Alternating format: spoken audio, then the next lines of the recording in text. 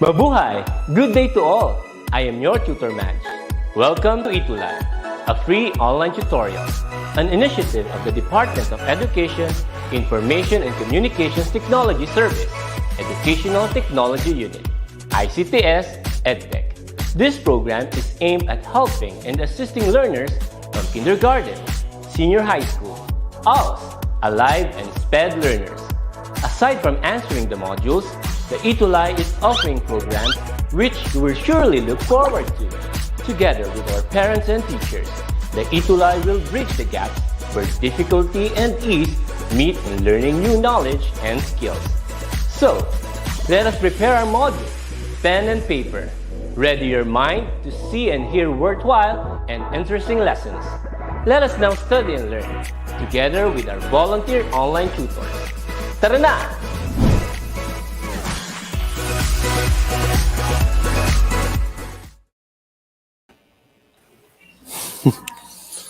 Hello, Tutor Kit. Good afternoon. Good afternoon, Tutor Jerry. Kumusta ka naman, Tutor Jerry? Okay na okay. Good, How about you, Tutor Kit? I'm doing great too. I mean, we haven't seen each other for like maybe 2 weeks, right? 2 weeks. We had a yeah, really good 2 weeks. break. Yes. Nice. So how was And your we are break? expecting again. We are expecting again another 2 weeks of break after next week, Tutor Kit. That's right, Tutor Jerry. In preparation for the elections, I think it's Yeah. it's really apt for our students. So, pero Tutor Jerry, no, na-miss ko talaga yung mga estudyante natin sa creative Yes. nonfiction. It's been a while, Tutor Kit. It's been a while. That's true, Tutor Jerry. And we would like to say hi to all of our students who are watching right now, no? Kay Keith na pinakauna today, kay Cristel Kate Pascua Casella, kay Abigail Labuguen Agustin, Marijoy Kiyape, Kate Nerish Balad, and Hazel Gatan Mateo. Hello sa inyong lahat. Tutor Jerry, may mga pa-shoutout ka ba dyan? Yeah. Shout out again syempre sa mga kasamahan po natin sa DepEd, of course, our SDS dito po sa SDO Isabela. Ma'am Madeline L. Macalin, good afternoon, ma'am. And our ASDS, Sir Dante Marcelo and Ma'am Edna Abuan. Hello po sa inyong lahat dyan sa SDO Isabela. And of course, Nice, about you, hello. Tutor Kit? Siyempre, hello sa mga lahat ng taga Tarlac Province, no, sa division of Tarlac Province, especially to my Cristo Rey High School family, headed by our principal, Sir Noel Dipalge, and also our head teacher, Ma'am Gina A. Palge, and of course, all of the teachers and students of creative nonfiction. Hello sa inyong lahat. Tutor Jerry, medyo may hihilingin tayo sa ating mga sa mga Yes. students natin, sa mga teachers this time, no? So kami ni Tutor Jerry, we would like to ask you guys to help us, no, i-nominate nyo kaming dalawa bilang exemplary tutors. Yes. Para sa ekonomiya, Tutor Kit. That's true. Alam nyo ba, si Tutor Jerry, hindi natutulog sa sa kakagawa ng mga PowerPoints natin. Salitan po kami. Baliktad, Tutor Kit. Okay. So just scan this QR code, guys, or you can visit the link below, no? And then nominate Tutor Jerry and I for the Exemplary Tutor Award for quarter 3. Okay, gagawin nyo ba, guys? Yes, you. of course, Tutor Kit. Papuso Ikakampanya na kita. naman dyan. Papuso naman dyan. Ayan, kakampanya rin kita, Tutor Jerry. Okay. Tutor Jerry, quarter Yes. 4 na? Kaya nga, napakabilis, Tutor Kit, ng panahon. At parang nararamdaman ko na ikay mag-over the backod na sa TV broadcasting. Oh, nagiging business sa TV broadcasting, no, Tutor Jerry. But still, we are determined, guys, to bring to you lessons about creative nonfiction na makakatulong talaga sa inyo. kami ni Chiro Jerry, yun talaga yung mission namin. So, parati kayong tumutok sa Creative Nonfiction now on our quarter 4 every Tuesdays, 4 o'clock to 4:40 p.m. Okay? Ayan. So, Chiro Jerry, ito yung mga, ano yung mga pag-aaralan natin this Yeah. quarter? So for week 1, we have the critic. Week 2, critiquing biographies and autobiographies. Week 3, critiquing personal narratives. 4, critiquing travelogues. Fifth week, we have critiquing blogs and testimonies. And then so week 6, we have write a mini critic of a peer's work. Week 7, you're going to write a draft of creative nonfiction piece based on a memorable real life experience. And then, of course, yung quarter wrap up pagdating ng week 8, tutor kit. Yes. So we have exciting subjects for you guys, topics about creative nonfiction to help you guys create or write a critique. No? Gusto natin, Chiro Jerry, na maging mas magaling na judge ng magandang nonfiction pieces ang ating mga estudyante. That's why we will be teaching you guys on how to write critiques. Yes. Yes! Good, Chiro Jerry. Pa-activity muna siguro tayo. Yeah. Warm up, tutor kit, warm up. That's right. So this is called Ayan. Do You Like Do Me? you like me or not? Yes or not? Chiro Jerry, ano yung kailangan nilang gawin para sa activity na ito? So you are going to decide whether you like the following items or not later on. And in the comment section, you're going to type in 1 or 2 sentences telling the reason why you like the object or not. Ayan. Yan.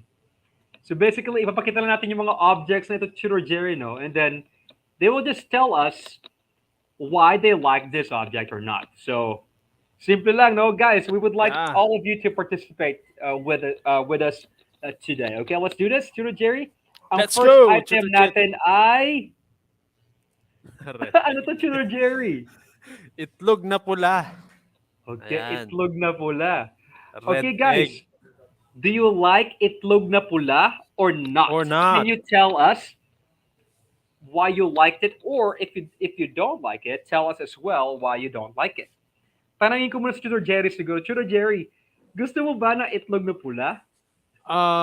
Somewhat medyo, pero mas gusto ko pa rin yung original na puti. Well, Ay, ganon. yes, tutor kit, medyo maalat, bawal sa akin kasi medyo mataas ang uric acid. So that's your reason, no? And that's very valid.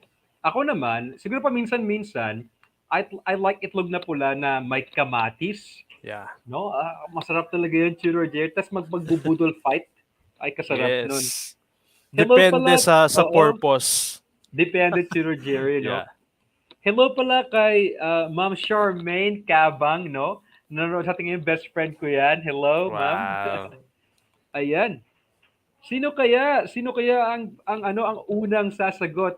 Guys, sabihin niyo naman sa amin kung gusto niyo ng itlog na pula o hindi. Okay. Nalalate yung kanilang sagot, tutor kit. Oh nga, Chiro Jerry. Nag-iisip. Nag-isip sila, do I really like itlog na pula or not? No. Hello pala kay Lea May Besa, kay Romnick Piano, mga taga Isabela, lahat to Chiro Jerry. Are these your Yes. students? Yan. Gusto daw nilang may kamatis, tutor kit. Ay, may kamatis. Oo, masarap talaga pag may kamatis kasi parang nababalance yung yung alat niya. Thank you, Honey May Ulep Marinas. Ayan. Joseph Conrad also had an answer. Anong sabi ni Joseph? Gusto daw niya yung itlog na pula, especially when he's cooking pasta and chips. Siguro combination of pasta and chips. Well, I Tutor haven't tried it before, but that's Yeah. really interesting, no? Pasta and then itlog na pula. Why not, right? Sabi naman ni Rosabel, yes, sir, I really like itlog na pula. So maybe you can tell us why, no? kit. Yeah. Ayan. Okay. So, Sa next let's move item, on. tutor kit. Next item na tayo. Ayan. Okay, ano to, Chino Jerry? Durian. I haven't tasted a durian yet with the entire 35 years of existence, Tutor Kit. Hindi pa kasi ako napupunta ng Davao. Wow, pangarap ko yan talaga makapunta ng Davao, no? Pero ako naman, durian candy lang. So I can't really Yeah, say if I like durian by itself or not, no? So what about you guys? Nakatikim na ba kayo ng durian? Do you like it or not? Tell us why. Yan. Yung candy churro Jerry, gustong-gusto ko kasi yeah. ewan ko, pero feeling ko hindi siya talaga yung totoong lasa ng durian. So I can't really say. Okay. Meron na siyang parang mixture. Oo. Sige, guys, sagot lang kayo ah. Punta na tayo sa next item natin. Ayan. Ito naman. Churro Yeah. Jerry. Para sa mga bitter, Tutor Kit. By and by, Para sa mga magbabasa tayo bitter. ng mga sagot nila, Tutor Kit. Oh, hi pala kay Ma'am Joanne Dioso Peralta, DepEd TV, teacher broadcaster rin po natin. Sabi Ah, ni Ma'am, durian tastes like onions but sweeter. So maybe Ma'am John likes durian. Very interesting taste, no? Sure, Jerry, do you like a palaya? uh, with a combination of an egg, pwede, Tutor Mm, Kit. Pero pagka mga pakbet, mga ganon, medyo mapait. medyo mapait. One time we Ah, had this game wherein the punishment was for us to eat raw ampalaya. So after that, I didn't like ampalaya ever again. Okay.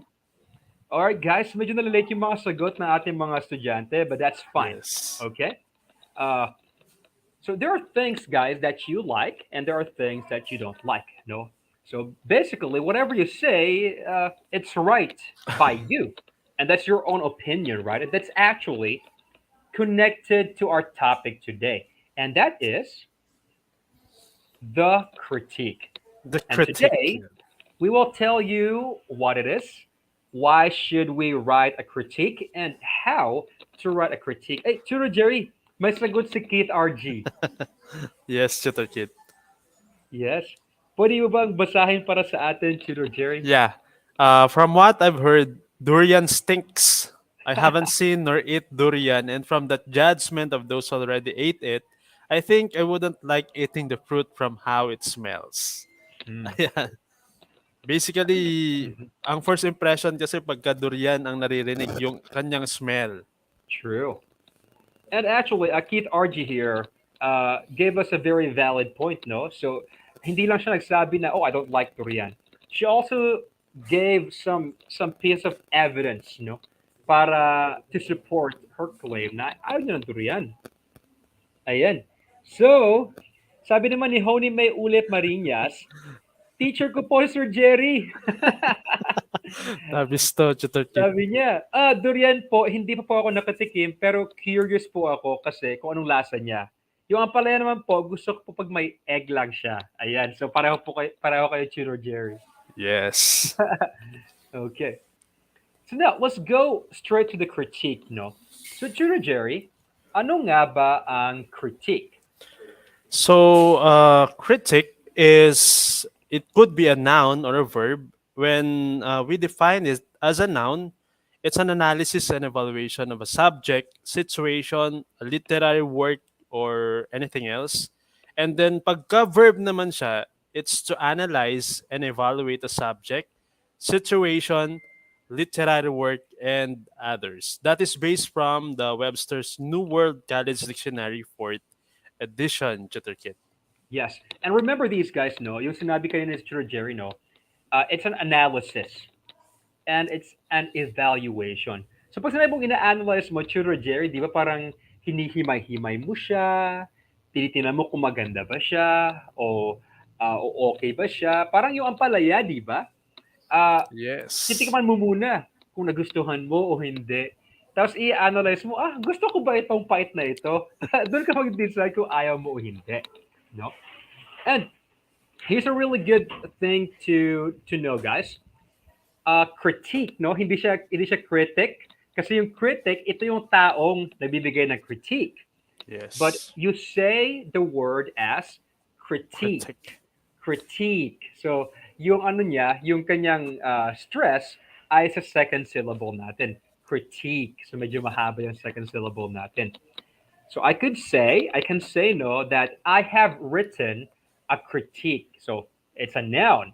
But when you say, I will critique your work, that's a verb, no? Ibig sabihin, i-critique ko ang isang bagay, no? We actually, Chura no, we critique a lot of things in our lives every single day. Gusto ko ba ito?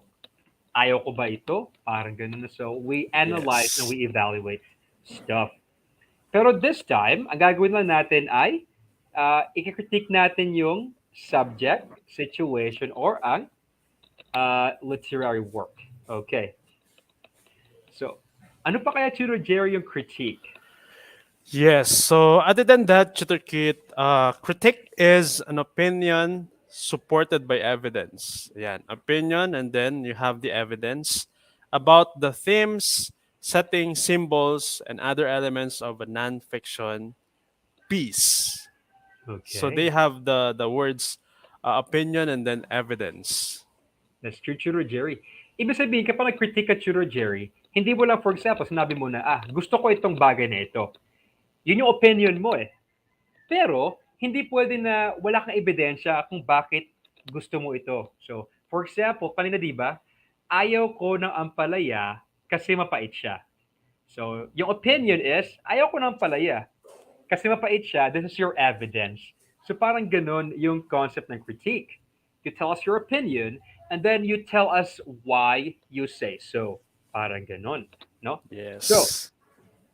So, for example, ito, Chiro Jerry, no? I don't like ampalaya because of its bitter taste. So, I don't like ampalaya is your opinion. Yun yung, Yes. tama ito sa'yo eh. Walang magsasabi sa'yo na may mali ka. Mali. Yeah. Opinion ko to eh. Parang ganun. Pero we have the evidence too na because of its bitter taste. So, opinion and then supported by pieces of evidence. Ayan. So, Chiro Jerry, what does a critique do, anyways? Yes. The first thing is it describes. So it gives the reader a sense of the writer's purpose, and then the other one is to analyze and then examine how the structure and language of the text convey meaning. Ayan. So, parang ano, Tutor Jerry, no? So, if we are basically critiquing something, pwedeng mag-describe ka. I-describe mo yung nangyayari sa isang non-fiction piece. And then i-analyze mo, no? Examine mo kung ano yung mga bagay na nagustuhan mo, na maganda dito, o hindi maganda, o nag-stand out sa'yo. Yun yung mag-analyze ka. You also interpret, no? So for example, feeling mo ito yung ibig sabihin ng bagay na ito sa isang story. So ito yung interpretation mo, pwede mo siya ibigay sa isang critique. Or pwede mo rin siyang i-assess. You make a judgment of the work's worth or value. When you say assess, you say if the work is good or the work is not good. Maganda ba Yes. siya o pangit? So, remember that, guys, no? DA, describe, analyze. IA, interpret, and assess. Ayan. So, Sir Jerry, di ba Yeah. pag sinasabi mong criticize, parang nakakatakot kasi parang ang sama, no? Yes. Ano But ba yung then, pagkakaiba? yeah. So ang critique is well-rounded. Pagdating naman sa criticize, one-sided. Ayan. Mm, So malaki na yung pagkakaiba, Tutor Kit. And then the totoo. other one, strength and then weaknesses sa critique, and then point out faults naman sa criticize. So it's more on the negative side. And then the last word for criticize is destroy, while the other one is examine and analyze. Meron siyang analyzation, and then it provides perspective siguro for improvement. And then dun kasi sa isa, it's definitely na walang sense of improvement ang Totoo, kanyang Tutor Jerry. purpose yan. Ayan. So baka kasi masabi ng mga students natin noon na, hala, mag-criticize kami.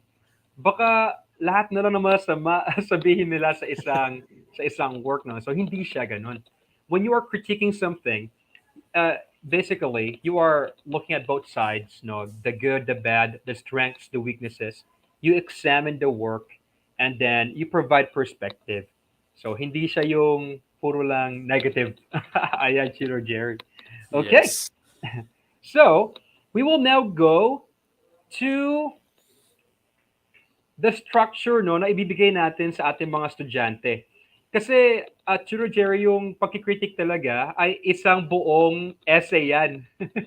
Yes. May introduction, body sa conclusion. Pero sa ngayon, paragraph lang muna para hindi naman sila mabigla. Hindi sila, ano to, ma-phobia, magkaroon ng phobia. Oo nga. Baka But ang then, challenge natin, oh. Sige, they are Jerry. prone also, Tutor Kit. Prone din, I think, yung mga senior high school natin because they have the oral presentation, Yes, critiquing that's in true. their practical researches. Ay, oo. At the same Oo, time, yung so, kanilang immersion, meron din sila. so they're actually quite familiar with this, no, with the Yes. critiquing process. But today, If mm-mm, Tutor Kid, if if sila yung gumagawa ng masterpiece. But then if tama, ipapagawa nyo kasi yan, just like us when we do our thesis, for example, our dissertation, when it comes to your proposal or defense, hindi na natin alam yung isasagot sa tanong because hindi tayo yung original na gumawa. Ayun. totoo, or di kaya kinopy paste lang natin sa Sa internet. Google. Yeah. My goodness, please don't do that, guys. Okay, so here is the structure of a critique paragraph. So we have three parts. No, tatlong parts lang siya, guys. First is the topic sentence, no, which is your argument. Para siyang maliit na thesis statement. Second is your evidence and explanation. Basically, ito yung mga supporting details ninyo. And third is concluding sentence. Tatlo lang yan. Topic sentence, evidence and explanation, Evidence. and concluding sentence. TEC. Ayan. So, Churo TEC. Jerry, i-apply natin ito siya ngayon, no? Sa isang Yes. kwento. And hopefully, Tutor Kit, magkaroon sila ng realization on how to critique a certain piece. That's right. Although yung ating examples are too short, applicable in sa mga long text, especially yung mga mahilig na magbasa sa mga long text na masterpieces. That's true, Tutor Jerry. Okay. So, Tutor Jerry, tutulungan mo ako dito sa pagbabasa. Ito yung Dance Me to the End by Jennifer Anderson, 2019, from the brevitymag.com na website, which is a really great website if you want like short non-fiction pieces. Okay. So, konting ano lang, no? Basically, Dance Me to the End is a story of the author, no, si Jennifer, and her interaction with her very old grandmother. So isipin niyo yung mga lola ninyo na matanda na, no, and see if you can relate to this. Okay, guys, read along with us. Peter Jerry. Yes! Dance Me to the End by Jennifer Anderson. It's 4 o'clock on a Friday afternoon. My grandmother slumps against the arm of the sofa. Ipasok niya sa isip, imagine, Yes, her imagine. eyes half closed, sinking down, down, down. The tips of her fingers graze the floor, and she moves them about, grasping at some hidden thing she kept secret. Today is no different. She has just turned 90. The Tanda na. dementia, the vision, and hearing loss have made her close in on herself. She seldom speaks unless prompted. Her responses are brief, yes, no, I suppose. Yes. So parang ganun si Roger, no? She's 90 years old, and so it's very clear na she's really she has difficulty speaking. No, she only Yeah. can say yes, Yes, no, no, and I or I suppose. suppose. So Yeah. very brief lang kasi she has trouble speaking. Okay, let's keep reading. Someday she parts her lips as if to talk, gulping air, a terrible fish. She cannot find the words at all. It's time for bed. I really love the what do you call this? The metaphor here, Chirojiri, no? Gulping air, a terrible fish. Para siyang isda na Yeah. inahon sa tubig. Inahon, yeah. Pag inahon Mm, mo kasi yung isda, Kit, parang naghahabol na siya ng hininga. And you oo, can see it in the mhm, scale. that's true. Okay, so yung lola niya medyo hirap na huminga. Okay. She wraps her arms around me and rests her head on my shoulder. Dean Martin sings another standard, and we begin to sway. I rub her back, the sharp wings of her shoulders. She presses her cheek against the pulse in my throat. Okay, so parang sumasayaw sila dito, Chiro Yeah. Jerry. And then, My baby, she murmurs. Beside us, there is a mirror on the bureau. I don't need to look. We lean into each other, my grandmother and I, as if we have always moved together this way, holding each other so tight that we become one. yes, and that's the end of the story. No? Uh, guys, sana nakibasa Yeah. kayo kasama kami, no? Yes. Because it is quite profound, especially when the grandma said, "My baby," no? So hirap siya magsalita pero nasabi niya yung "my baby," and at the end, they held each other so tight that they became one. No, that's just so sweet. Yeah. Papuso naman nga dyan, guys, kung nagustuhan niyo yung Yeah, yung nagustuhan of story. course ni Neslin. May Yes, tatlo thank siyang you, hearts. Neslin. You're always such a great student. All right. So now, remember our topic sentence, evidence, explanation, and concluding sentence structure for a critique. Here is a sample critique structure, guys. No, Yes. a critique paragraph. Sige. So let me read this to you guys. So we begin. This is our topic sentence. Jennifer Anderson's Dance Me to the End explores the theme of love defying old age. This is the argument. No, ito yung gustong sabihin ng nagkritik. Throughout the story, the grandmother is depicted as helpless and has difficulty speaking beyond. And then we have the in-text citation here. Yes, no, I suppose. The author describes her as a terrible fish, gulping for air, her old age restricting her speech. Okay, and then we have the parte pa rin to ng paragraph, no? However, towards the end, the grandmother expressed her affection towards the author with the endearment, my baby. So parang, alam mo, my sweetheart, honey, those are endearments. So, pero sa author, this is my baby. As they held each other tight and danced. The grandmother defied the limitations of old age to express her love. So this is basically an interpretation analysis of the short nonfiction piece that we just read. Okay, so identify natin Churo Jerry, no? Yung yung mga Three parts. parts, yeah. Starting with the topic sentence. Ano ba yung topic sentence, Churo Jerry? Yes, so our topic sentence states our argument for the entire paragraph. It could be a description, analysis, interpretation, or assessment, the one that we've discussed a while ago, of the work. And then it begins with the author's name and the title of the work. You That's have the true. example a while ago. Yes. Yes. So, tinan nyo, di ba? Ito yung topic sentence natin, no? May mga ideas dito na pwede yung gamitin, guys, para pwede yung sagutin itong mga questions na ito, and that could be your topic sentence. Pwede yung sagutin yung question na, What did you like about the story? Or what do you think is the theme? Ano yung message ng story?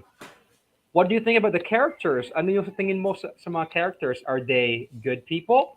What kind of characters are they? Or pwede mong sagutin ang ano yung mga imagery or mga symbols na nag-stand out sa'yo. So just pick one here and answer it, and that could be your topic sentence. So in this Yes. case, no, ito yung topic sentence natin. If you notice, guys, nagsimula tayo ng name ng author sa kanyang work. So, Jennifer Anderson's Dancing to the End. And then, ito yung argument natin, ito yung sagot natin sa isa sa mga tanong. No?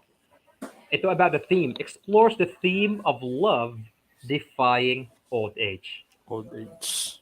Oh, ito yung sa palagay natin ay mensahe ng ng kwento. Sige. Tutor Jerry, let's now go to evidence and The explanation. evidence. Yeah. Ito naman, Tutor Kit, it's the parts of the story that prove your point. So, syempre, nag-stand ka to ng topic sentence, you have to prove through evidences. And then you may use in-text citations or summaries as pieces of evidence. And then you also have to make sure to explain the importance of your evidence after presenting it. Yan. Okay. Tama, Tutor Jerry, no? Now, di ba sinabi natin sa inyo kanina, guys, na opinions should be supported by evidence. So, di ba yung opinion ninyo, yun yung topic sentence. Now, kailangan yung patunayan na tama yung opinion nyo. So, what we do here is we show evidence, a piece of evidence. For example, nakita nyo itong yes, no, I suppose. Kinuha ko ito sa kwento mismo. Na ebidensya ng aking opinion. Pati yung terrible fish gulping for air. And then I didn't stop there, no. I also what did you call that? I also explained it. Inexplained ko siya. So throughout the story, the grandmother is depicted as helpless and has difficulty speaking beyond yes, no, or I suppose. That's my evidence and my explanation. Parang ito yung mga patunay na sumusuporta sa aking opinion about the theme of love defying old age. And now we go to the last part of the critique. Tutor Jerry?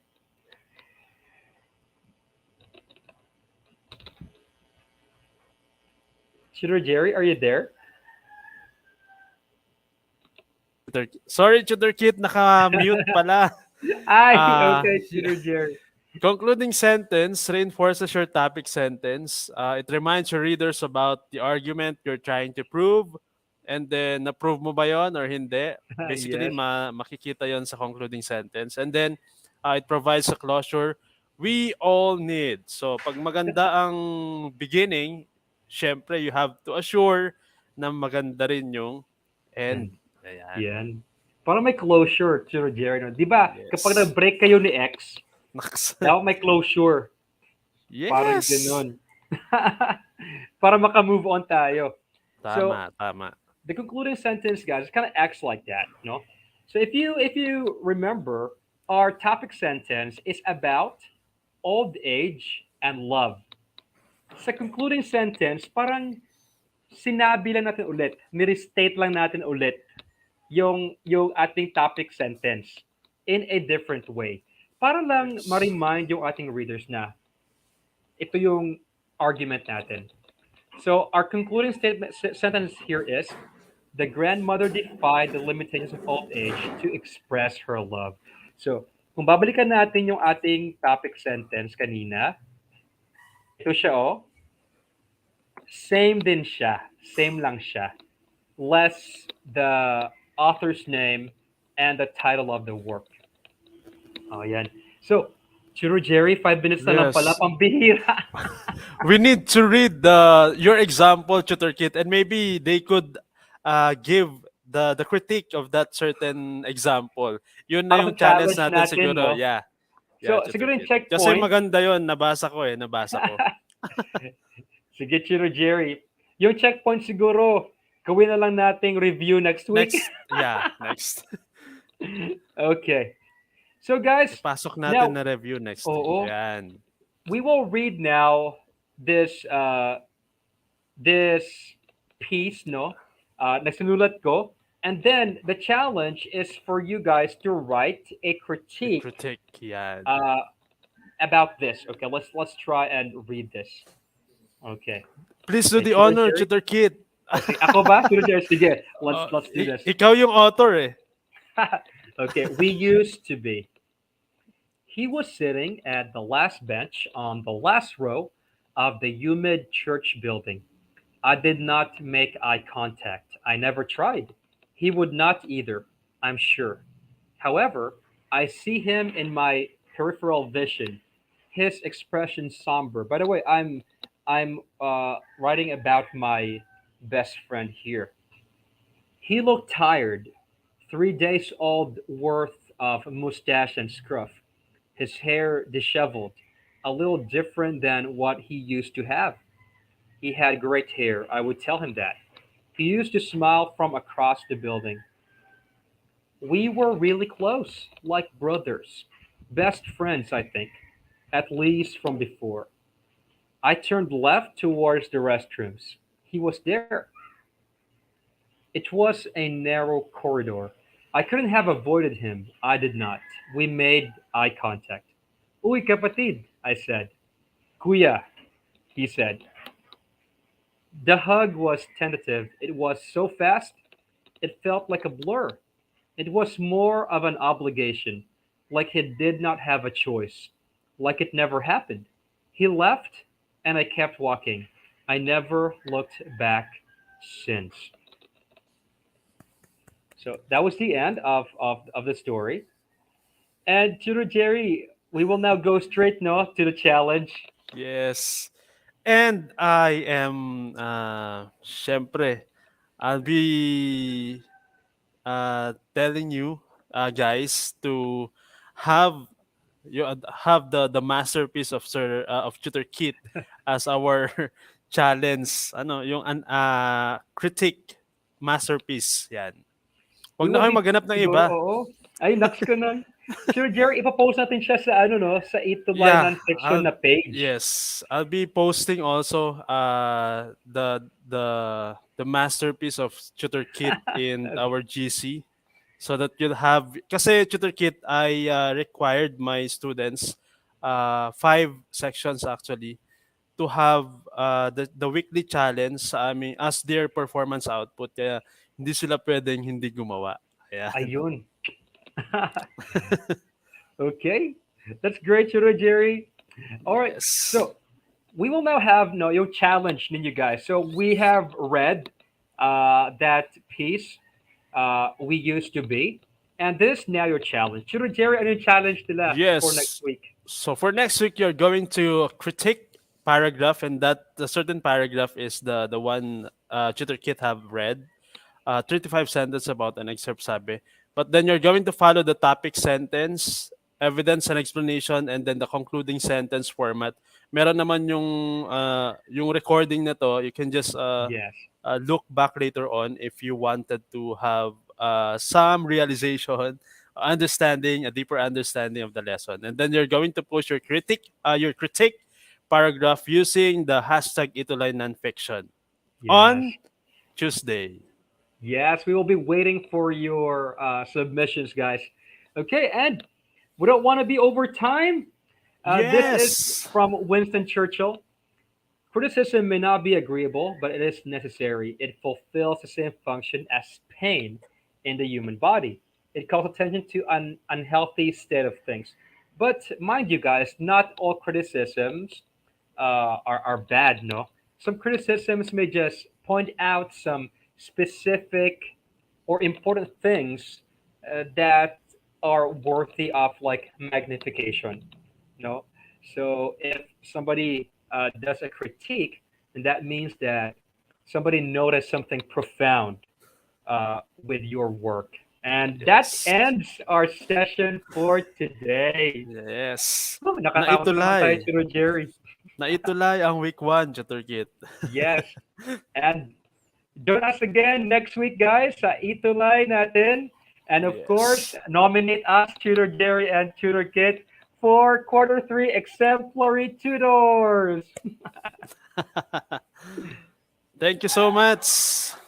Thank you so much, Tutor Jerry. Bye, guys.